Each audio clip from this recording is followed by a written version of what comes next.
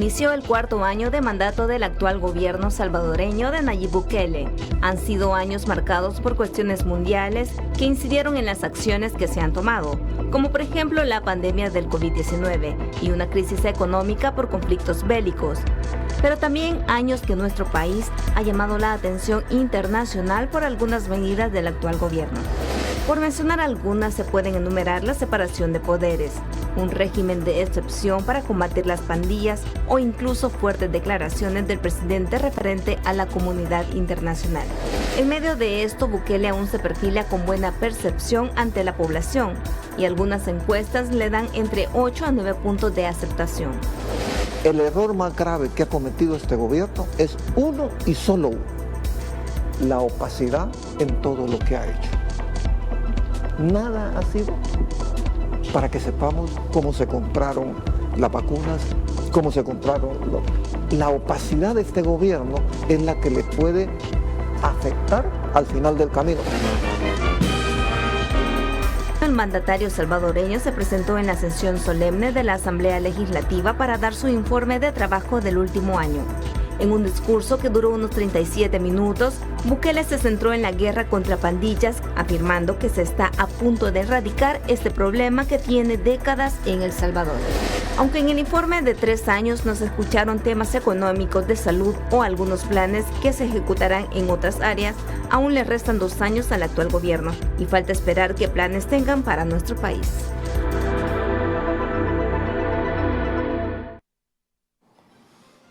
Buenas noches, bienvenidos a Pulso Ciudadano. Este martes 7 de junio conversaré sobre diversos temas de la agenda nacional y también analizaremos el discurso del presidente y sus 3 años de gobierno. Me acompaña esta noche Dagoberto Gutiérrez, de todos conocido, un connotado pensador, filósofo y político de la realidad salvadoreña. Dagoberto, es un gusto tenerte aquí en el programa. Muchas gracias, Julio. Muchas gracias. Un abrazo para todos y todas. Quisiera poner en contexto, Dago, estos 3 años del gobierno ha sido, dijéramos, como una tendencia del presidente, a pesar de que la oposición, a pesar de señalamientos, ¿verdad?, ha mantenido una nota estándar, dijéramos, de 8 encuestas aparece. ¿A qué se debe, dijéramos, esa permanencia, dijéramos, en la percepción de la ciudadanía? Importante esa pregunta. Pero antes de eso, voy a presentar este libro. Se llama Imperios Nómadas de la Antigüedad. Este es un trabajo de Roberto Badía Montalvo. Es un médico, historiador e investigador de la Universidad de Barcelona. Roberto se ha dedicado en estos años a eso. Los nómadas, los trashumantes, montaron en la historia de la humanidad verdaderos imperios. Los mongoles, los vikingos, los hunos. De eso nos habla Roberto en este libro. Búsquenlo.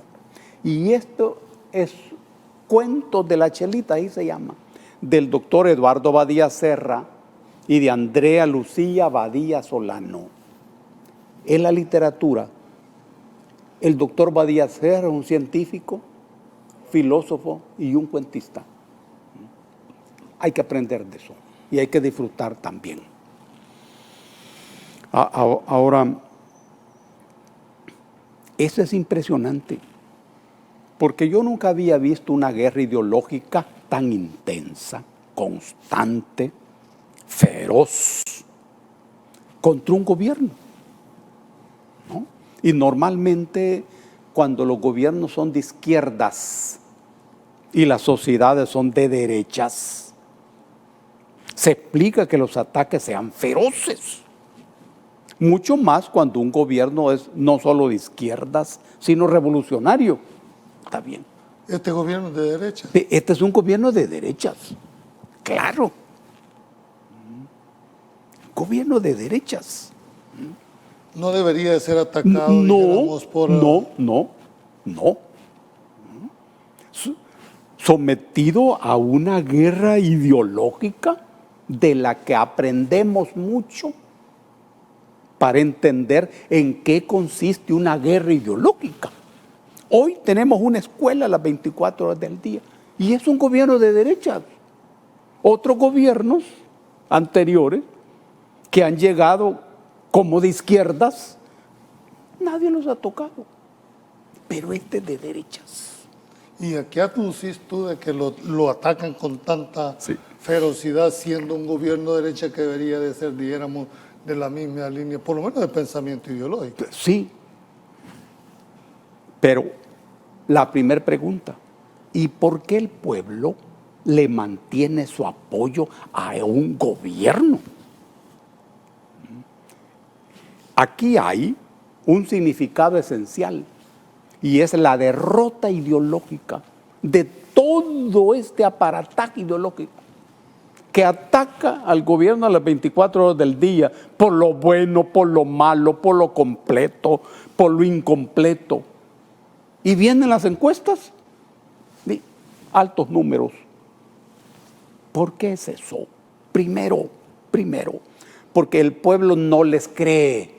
Eso es lo primero. No les cree a todo ese intenso aparato ideológico. Digan lo que digan, no les cree. Y aquí lo importante no es que el pueblo le crea al gobierno. No. Lo importante es que el pueblo no les cree a ellos. Cuando tú decís de que este es un gobierno de derecha, pero el presidente proviene de un instituto político que era de izquierda. Sí. ¿Cómo te explicas? Pero hay una segunda razón del apoyo del pueblo, y es que el pueblo, por encima de todo, no quiere que regrese el pasado. ¿No? Los pueblos son maravillosos y son inteligentes y son la escuela de uno. Uno aprende de la gente. No es la gente la que aprende de uno, no, uno aprende de la gente. Y la gente sabe que lo que hay que evitar a toda costa es que el pasado regrese. Yo te he escuchado en varios programas que decís el sistema ha dejado las vísceras en el alambrado. Exactamente. Hay un hartazgo político de la gente hacia los partidos políticos, pero ¿cómo hacemos si constitucionalmente ambos sabemos que el único instrumento para alcanzar el poder es a través de los partidos políticos? ¿Cómo lo superarías? Es importante eso, porque existe el sistema político y existe el régimen político. Dos figuras diferentes que actúan en la sociedad aunque uno no los mire. Esa es como la sociedad civil, la sociedad política y la sociedad humana. Ahí están, pero uno no los mira. El sistema político es el conjunto de la economía, la política, la educación, el ejército, todo sintonizado.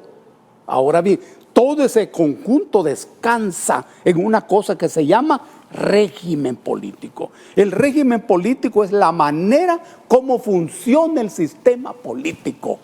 Bien, en El Salvador, el régimen político se basa en los partidos políticos. Bueno, y ahora cuando interpretaron el artículo 85, también se permiten las candidaturas no partidarias. Sí, pero volvamos al régimen. Es el mundo de los partidos políticos. ¿Y qué ocurre en el país? El pueblo sabiamente le voló la cabeza al régimen político. En el país, el sistema político está en el aire. No hay partidos políticos. Pero ¿cómo poder llegar a alcanzar el poder, digamos, en las próximas elecciones? De alcaldes, de diputados, del presidente, si tenés que tener un instrumento que te permita eso. Es que los partidos políticos desaparecieron políticamente, en el sentido de que no son proyectos políticos, pero no electoralmente. Es decir, como maquinitas electorales, ahí están. Ahí están. Y van a tener sus alcaldes.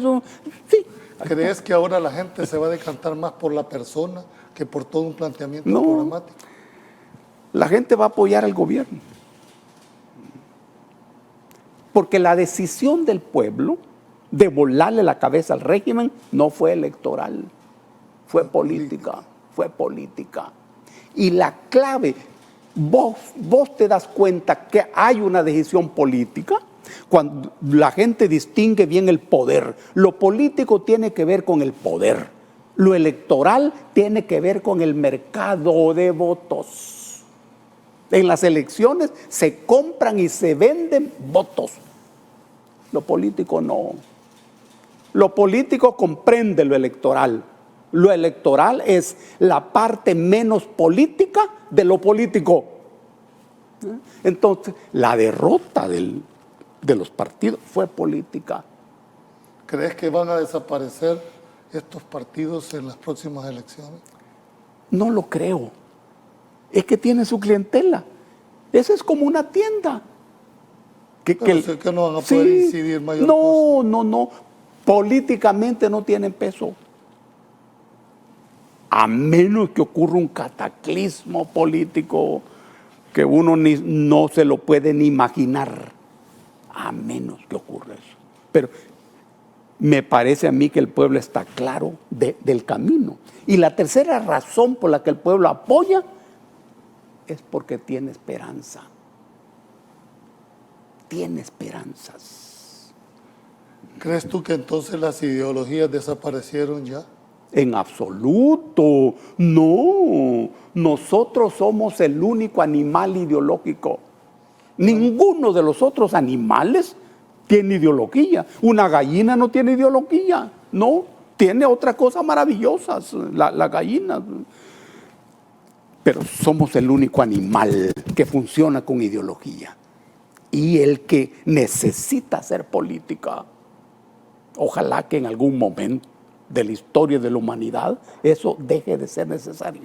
Porque mucha gente le dice, mire, aquí ya no nos importa si el gobierno es de izquierda, si es de derecha, si abraza a una. Lo que queremos es que resuelva este problema. Claro, esa es una decisión política. Y es que es tan difícil la vida en nuestro país. Cuesta tanto comer a la gente. Que la gente busca en la política no un candidato, no, ¿sí? Un personaje que le ayude a comer, que le ayude a vestirse, a dormir decentemente, a vivir decentemente. Esa es una búsqueda política, no es electoral. La gente está harta de los candidatos. ¿Y cómo podía ser? Tú y yo sabemos que la gente aquí vota, no elige. En ese sentido, quien define, dijéramos, quiénes son los candidatos, dijéramos las cúpulas de los partidos. Sí. Y las personas hacemos uso del voto, pero no de elegirlo. No. Es que me parece a mí que el pueblo ha descubierto que en eso de votar hay un poder.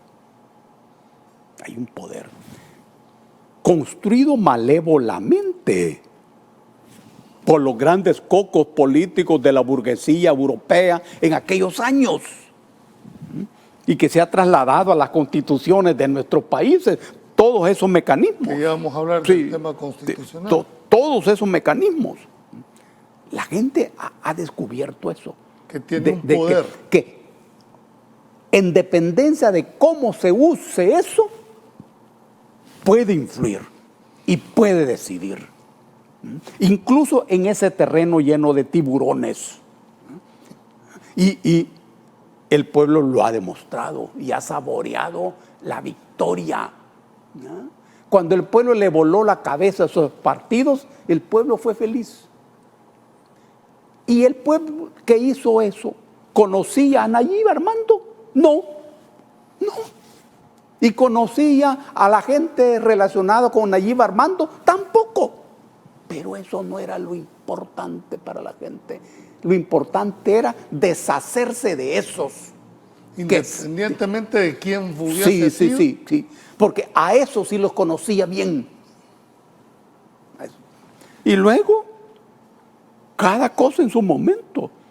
Pero en tu análisis, en un primer momento, decir, bueno, a esto sí ya lo conocía, este tiene el beneficio de la duda, no sabemos cómo va a ser, se lo vamos a dar más que que por lo que pudiese plantearme por un castigo a estos dos o a los partidos políticos tradicionales. No. Pienso que en esta ocasión no hay voto de castigo. Porque el castigo supone confianza. Un padre castiga a su hijo, sí, pero no hay odio, no, en la búsqueda de que se rectifiquen algunas cosas. No, aquí no.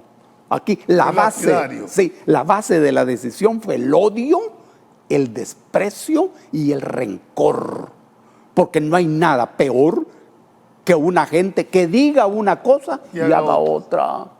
Y que engañe al pueblo. No hay ningún castigo, no, es rechazo. Es rechazo. Bien, y como la gente supo que se necesita poder para hacer ciertas cosas, entonces al gobierno le dio la Asamblea Legislativa. Tengo que ir a un corte comercial. Cuando regresemos vamos a ir viendo que esta imagen, incluso la última encuesta, habla ya de una visión o cómo perciben ellos, con una pregunta muy concreta que fue el tema de la reelección. No nos cambia, ya volvemos.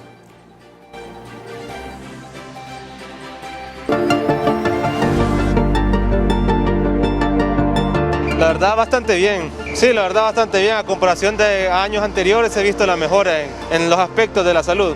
La verdad bastante bien, sí, ahí creo que ha sido uno de sus mayores logros, la verdad. Pudimos estar peor, pero se hizo lo que se hizo y creo que fue lo mejor. Han tenido sus pequeños errores, pero han tenido más aciertos que desaciertos, ¿verdad?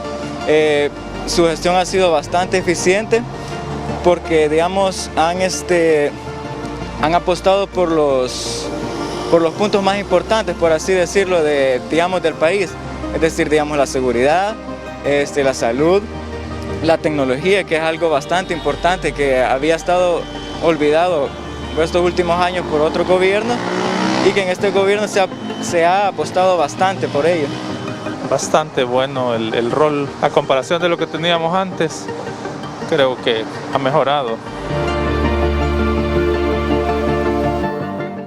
Bien, en esta segunda parte, Dagoberto, quisiera preguntarte cómo viste el discurso del presidente en relación a que la oposición ha cuestionado, dijéramos, esto fue un discurso más que un informe que el mandatario hace a la nación, pero además el informe se basó en el tema de seguridad.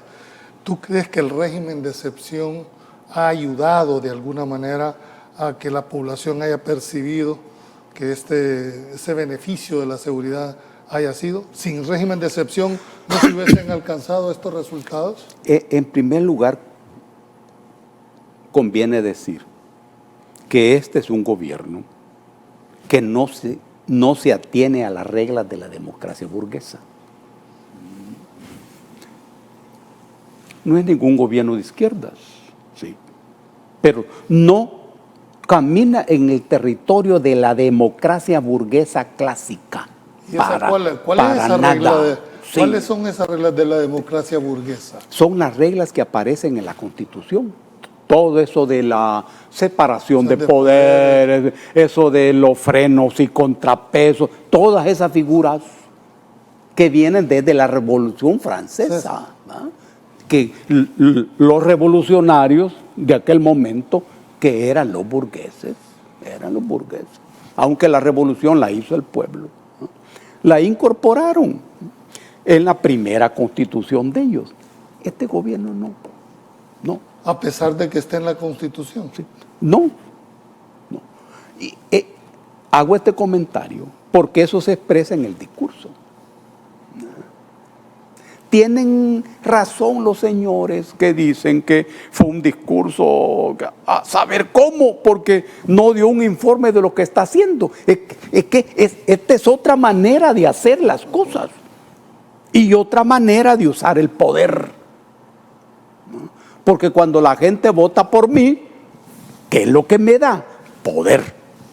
Y el poder no es una cosa. No, el poder es una relación. ¿No debería haber límites al poder? Sí. No los hay. Hay límites a las funciones, límites a las obligaciones. Al poder no, al poder no. Es que el poder es otra cosa.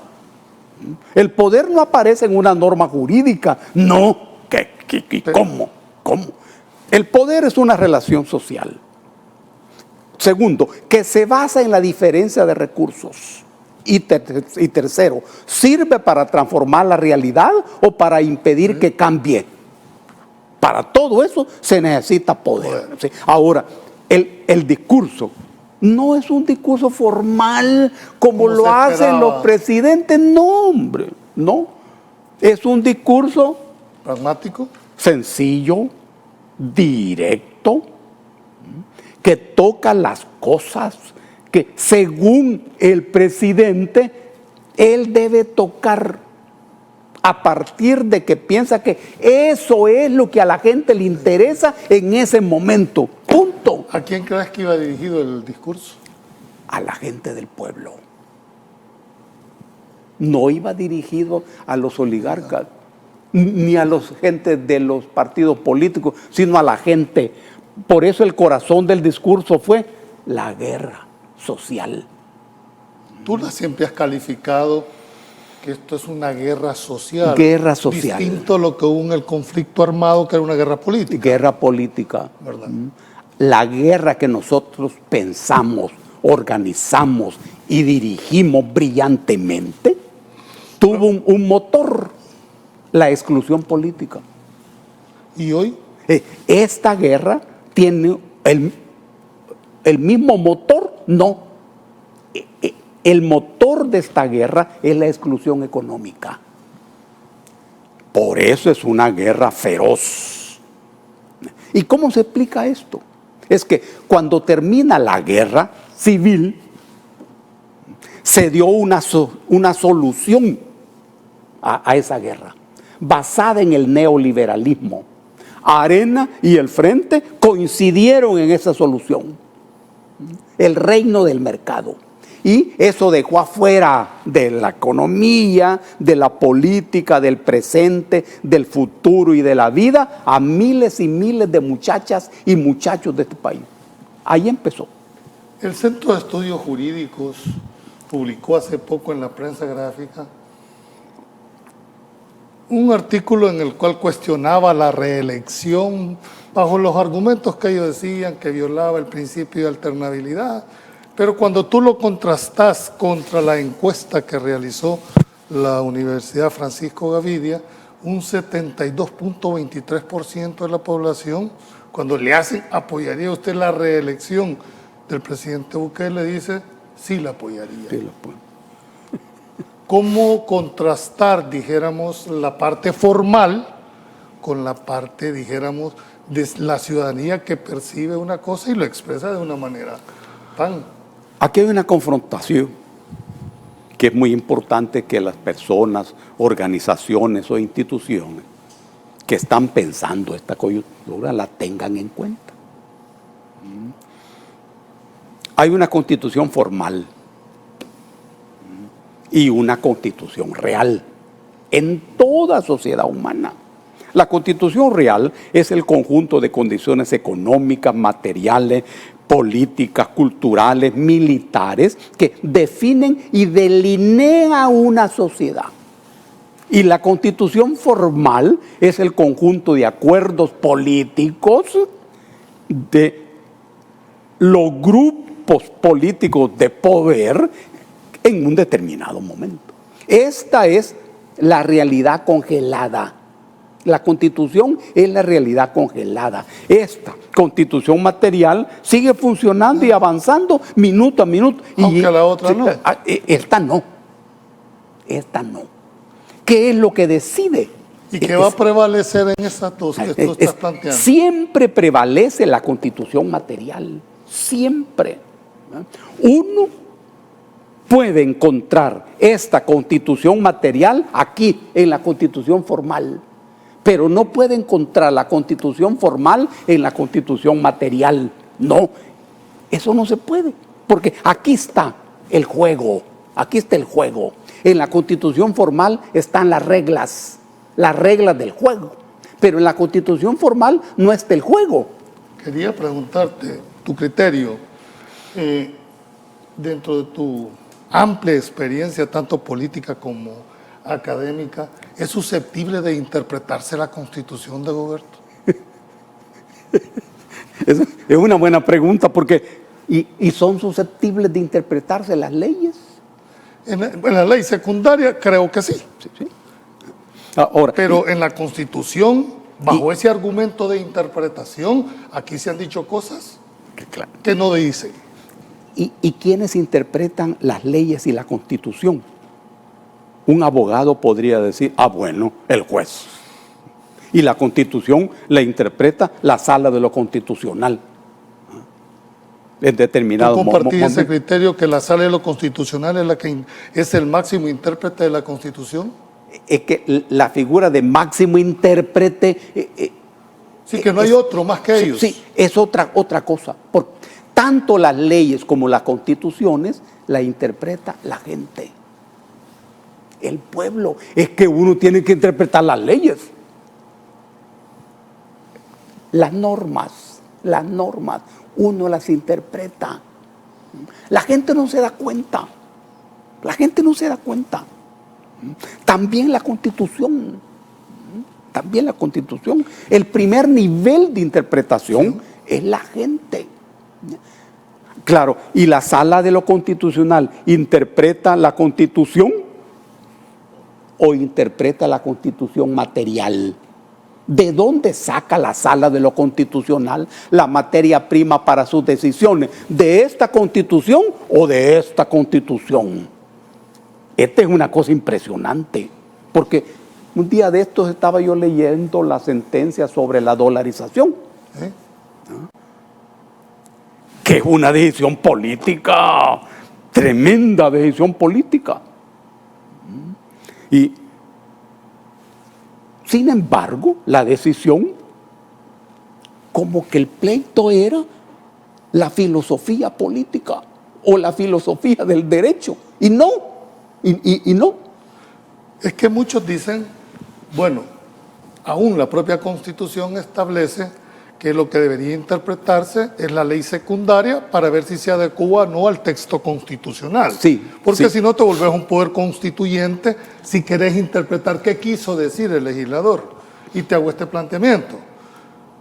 Las anteriores salas, no estas, las anteriores salas, interpretaron el artículo 85 de la Constitución. Y ahí, si tú te vas a la literalidad de la norma, te dice que el único instrumento para alcanzar el poder son los partidos políticos.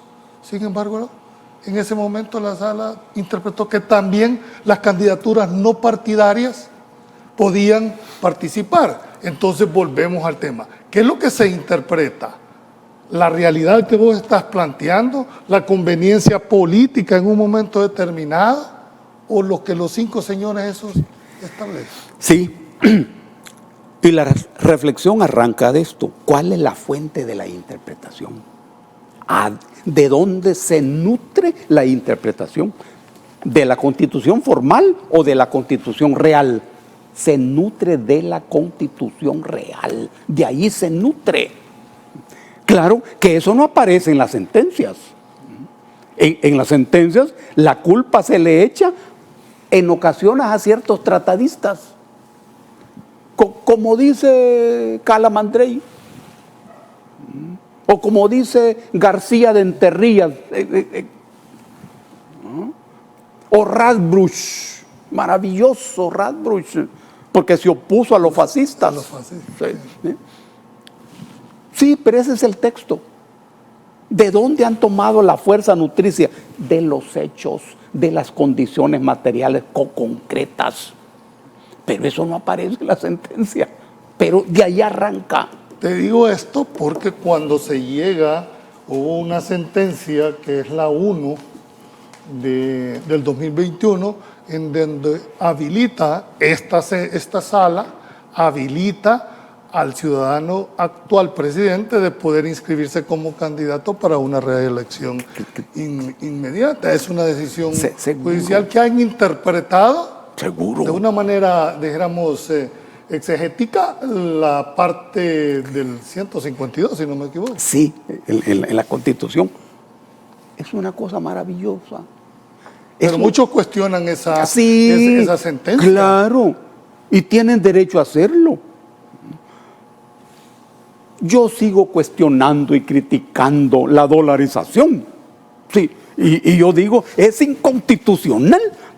Sí, pero mi opinión no vale nada. ¿Y qué es lo que vale? Lo que dijo la sala en ese momento. Yo sé muy bien eso. Sé perfectamente bien eso. Sí, pero que yo tengo mi posición política. Mi posición política.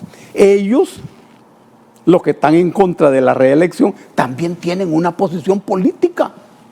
Y tienen derecho a decir eso. Sí, claro. Y ojalá que lo sigan manteniendo y que lo demuestren. Pero, en esta cosa se necesita un juicio descarnado, real, para que sea un juicio político útil. Quiero cerrar esta última para darle paso a nuestros, más allá de las diferencias argumentativas, Dagoberto, que pueda presentar esa resolución.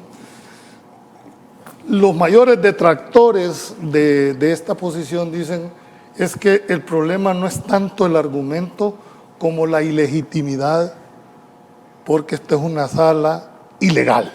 ¿Tú compartís el criterio? No. Que dice que fueron destituidos sin el debido proceso. ¿Y quién dice que es ilegal? No, esa es una posición política. Y eso está bien. Eso está bien. Si a mí me preguntan sobre esa serie de hechos que se dieron ese 1 de mayo, ¿cómo los entiendo yo? Como el ejercicio de un poder. Al gobierno el pueblo le dio ese poder. Yo sé que ahora que hay un debate maravilloso sobre eso, que tiene que ver con la democracia, hoy se habla de la dictadura de la mayoría. Para las minorías es dictadura. Para las minorías es dictadura. Pero, ¿y cuántas veces El Salvador ha estado sometido a dictadura de las minorías? Nunca. ¿Y esas minorías se han preocupado por las mayorías? No. ¿Y las mayorías le han llamado dictadura a ese gobierno de las minorías? Tampoco. Pero hoy que hay un gobierno de la mayoría, me refiero al número de votos, hoy es dictadura. Eso también es inteligente. En el debate que hay ahora, todo eso está sometido a juicio. Y esa es una buena noticia, porque no hay que tragarse las palabras. Todas esas palabras son palabras envenenadas. Democracia, poder, libertad, seguridad, Estado, todo eso. Se decía de que las resoluciones deben de cumplirse, las judiciales, te gusten o no te gusten, y que los antecedentes de alguna manera, hoy la correlación cambió. Las líneas jurisprudenciales que se habían mantenido durante las últimas 2 salas, esta última vino a cambiar radicalmente la decisión. De hecho, en el tema no habla de una reelección la sentencia, porque hay que decirlo, sino que habla la habilitación para que se pueda inscribir un cargo, que será el Tribunal Supremo Electoral el que va a evaluar en su momento. Exactamente. ¿Verdad? Ahora, pienso yo que conviene saber que las situaciones políticas donde se juega el poder, su vida, no se resuelven en la Constitución. La Constitución no sirve para resolver eso. Al contrario, las constituciones son hijas de las crisis y no resuelven crisis, ¿no? Lo mismo el derecho. El derecho no sirve para eso, en absoluto. Bien, tengo que ir a una pausa comercial. Al regresar vamos a dar paso ya a la participación ciudadana y tratar de ir como aterrizando en este tema tan escabroso, pero es uno de los objetivos de tener a Dagoberto hoy en la noche. No nos cambie, ya volvemos.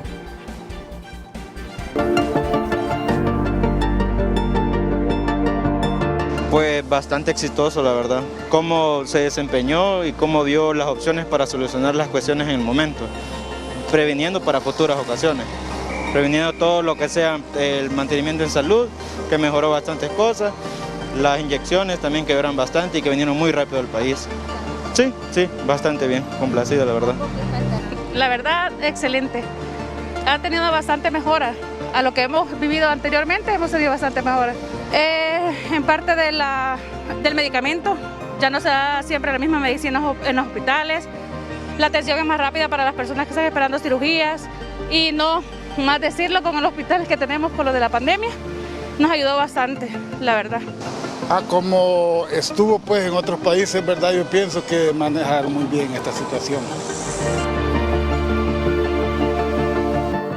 Bien, en esta última parte, Dago, vamos a darle paso. Nos dice, buenas noches y gracias por el excelente programa y por tener al que muchos salvadoreños consideramos como orgullo de ser un pensador inigualable. Mi opinión es que pareciera que nuestro país está a punto de finalizar una guerra como hace 30 años, donde callaron las armas pero no el conflicto. ¿Qué podríamos hacer como sociedad para evitar que se repita el odio y la discordia que ha prevalecido hasta hoy? En el caso de las pandillas, todo parece indicar que no se prefiere justicia, sino venganza. Serían 70,000 familias llenas de odio. William, desde California. Sí. Está planteando que lo que se está buscando no es una justicia, sino, dijéramos, una venganza de la sociedad hacia estos grupos. Es que nosotros somos una sociedad profundamente dividida y confrontada.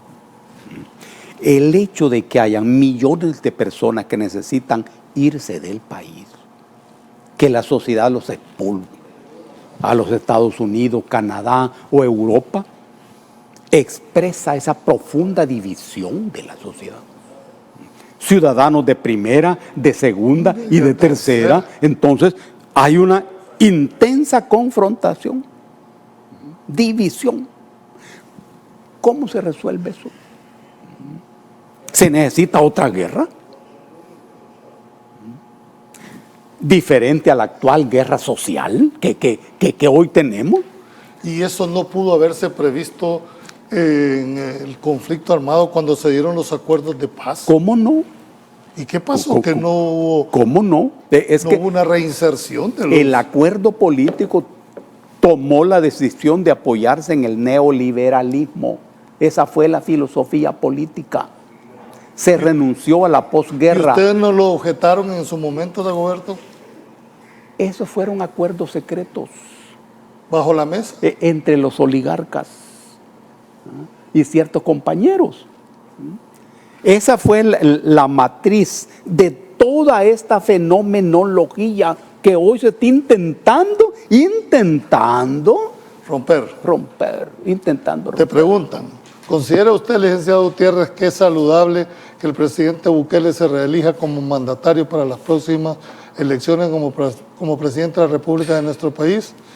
A su criterio, ¿existe una verdadera oposición en contra del gobierno del presidente Bukele? Y finalmente, el presidente Bukele tiene 98% de aprobación de su mandato en nuestro país. ¿Procede la reelección?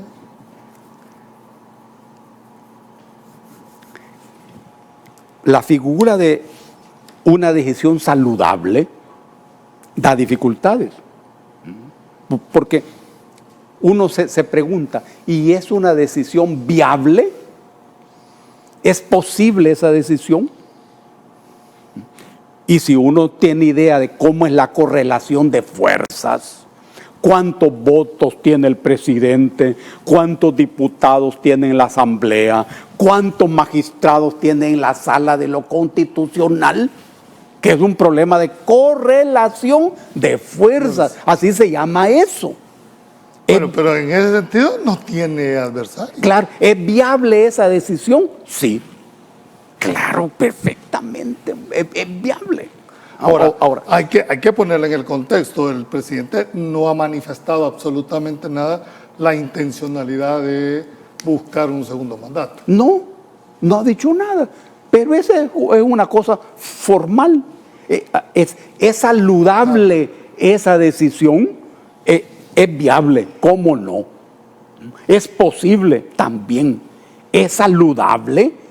Eso que lo diga la gente, eso que lo diga el pueblo, ¿no?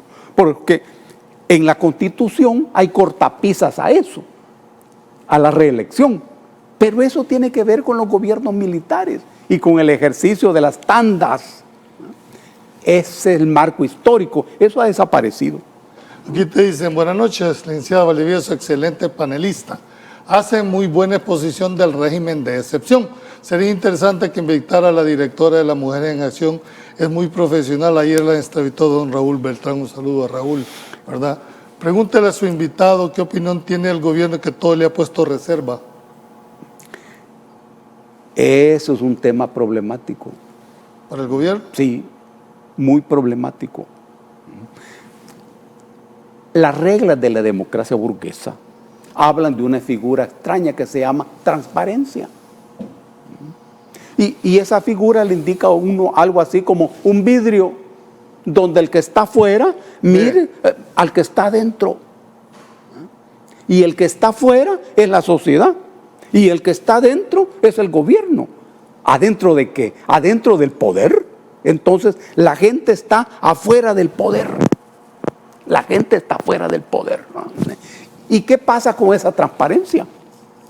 Sin embargo, el gobierno necesita asegurar la información a la gente, la comunicación a la gente. Eso sí es absolutamente necesario, Nayib Armando. Eso es necesario organizarlo. Te preguntan, buenas noches, saludes, una gran entrevista y un buen invitado. Quisiera que el señor Dagoberto Gutiérrez le explicara brevemente a esos que no creen en el régimen de excepción por qué es bueno mantenerlo vigente. Mirá las preguntas que... Qué buena pregunta. Esta es una figura que si vos lo rastreas en la Constitución, ya en la Constitución de 1871-72 aparece como estado de sitio, no aparece como régimen de excepción, estado de sitio. Pero en la Constitución de 1950, recordemos que el doctor Reinaldo Galindo Pohl fue el presidente de esa Asamblea Legislativa, y el doctor Galindo Pohl es una cabeza brillante. Allí se introdujo el texto actual del artículo 29. Ahí está. Ahí está. El régimen de excepción jurídicamente es una figura fea. A mí jurídicamente no me gusta, pero es que eso tiene una base política. Cuando el Estado se considera amenazada, la Constitución le da ese instrumento. Es que no por cualquier caso puede decretarse un régimen de excepción. Tiene que haber una causa que rompa, dijéramos, el instrumento ordinario para combatir la delincuencia. Exactamente. Estamos en ese... Sí. Y ahí empieza la figura del régimen de excepción. El texto dice, en caso de guerra, invasión del territorio, rebelión, sedición, catástrofe, epidemia o graves alteraciones del orden público, se suspenderán la garantía. Observen bien que la Constitución no dice que se van a quitar derechos, no, habla de suspensión temporal y habla de garantías, no habla de derechos. Este es un preciosismo jurídico, pero es que los que hacen estas cosas son malévolos, porque no hay nada más malévolo para el ser humano que una constitución política, porque ahí está el poder líquido. Mira cómo dice. Se suspenderán las garantías. Sí, porque no las puede quitar, porque se supone que el régimen es temporal. Seguro. Y luego viene la enumeración de los derechos. No hay que creer que quitan todo. No, hombre, no. En la Constitución del 50 solo afectaban 4 derechos. Pero en 1983 le agregaron 2. Y 2 mortalmente importantes. El artículo 12 y el 13. Y el 12 es la presunción de inocencia, que es una cosa de importancia tremenda. Y el 13, la detención administrativa, que está toda la explicación. Son 6 artículos. Quisiera preguntarte, ¿tú crees que si no hubiese existido el régimen de excepción, los resultados pudieron haber variado? Era necesario el régimen de excepción. Si no tenía el régimen de excepción, no se podía llevar a cabo todo lo que hasta este momento ha logrado. No. Es que uno piensa que en los juzgados la responsabilidad es individual, no es colectiva. Y uno piensa lo que significa para un juzgado formar un expediente por cada tipo. Y si detienen 1000... Solo en las generales se les puede llevar. Claro. Normalmente son 72 horas, pero 72 horas no es nada. Por eso necesitaban los 15 días. Entonces, tiene un sentido práctico. Compartís el criterio, dijéramos que en materia procesal sí ha sido una herramienta y un instrumento porque ha ampliado la detención de 72 a 15 días. Eso le ha permitido, dijéramos, tratar de presentar requerimientos. Tiene un sentido práctico, eso. Ahora, y la prolongación, es que la Constitución ahí lo regula. ¿Cuál es la base de la prolongación? Que las circunstancias que le dieron origen se mantengan. Ahora, ¿y quién decide que las circunstancias? Pues lógicamente el que está ostentando el poder. El poder. Es que la Constitución no dice otra cosa, porque la Constitución pudiera decir que la Asamblea Legislativa resolverá eso. Sí, pero no lo dice así. Entonces, miren, hay países como Colombia que pasó 100 años bajo régimen de excepción.